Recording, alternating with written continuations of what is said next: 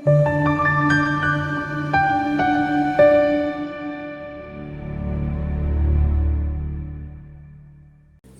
ukubonga kakhulu kubantu abalandela i-channel abahlukahlukene. Ngiyathemba ke bayayithola izifundo kokunye sikudlulisayo. uNkulunkulu mekanilondeke ngaso sonke isikhathi. Mina igama nguPastor WeNingi.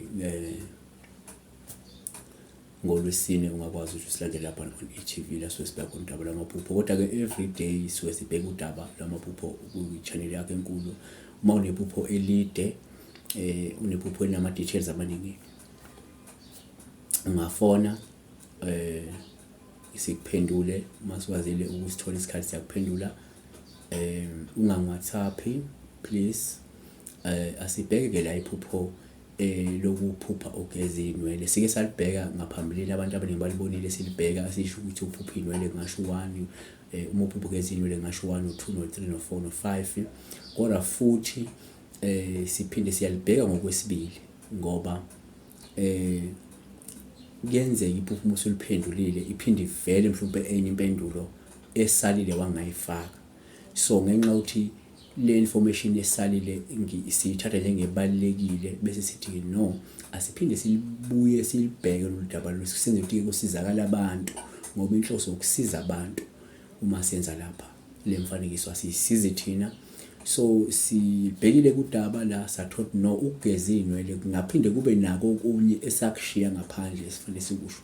Iphupho lalibuzwe ke la ucoceka masiza ethi pastor mina ngiphupheke ngihlamba izinwele zami esinkini kwetepu zinkulu zinde. So la njengoba sesibhekile ngaphambilini uphupho lokugeza inwele sachaza, sizolichaza ngenxa yolwazi olusha osulitholile ukuthi uma uphupho ugeza inwele uphawu olusuke lukuqwashisa uma umuntu onemimoya nosuku lusho ukuthi kumele usukume ugeze amakhehla amadala lawa kwembethe wena. Yabona, okwesibili singayibeka kanje sithi thina uma uphupha ugeza inwele uphawu olusho ukuthi kunesidingo sokuthi ugeze idlozi mhlawumbe lomndiki, ngamanye amazwi leli likwembethe elidinga ukugezwa ngeinkamba zalo ezibekelwe ukuthi ligezwe ngalo. Singathi thina uma siyibeka futhi mhlawumbe sizama ukuyicacisa futhi sithi uma uphupha ugeza inwele uphawu olusho ukuthi wembethwe yidlozi lomndiki noma ke amakhehla amadala, futhi kudingeka ke uwahlambulule ngeinkamba okumele zichithelwe mhlawumbe ke ekhanda lakho endaweni engaba umfula noma endaweni engaba impophoma la ulobu uhlambulula khona leli dlozi leli noma ke lawa amakhehla asuke kwembethe wena.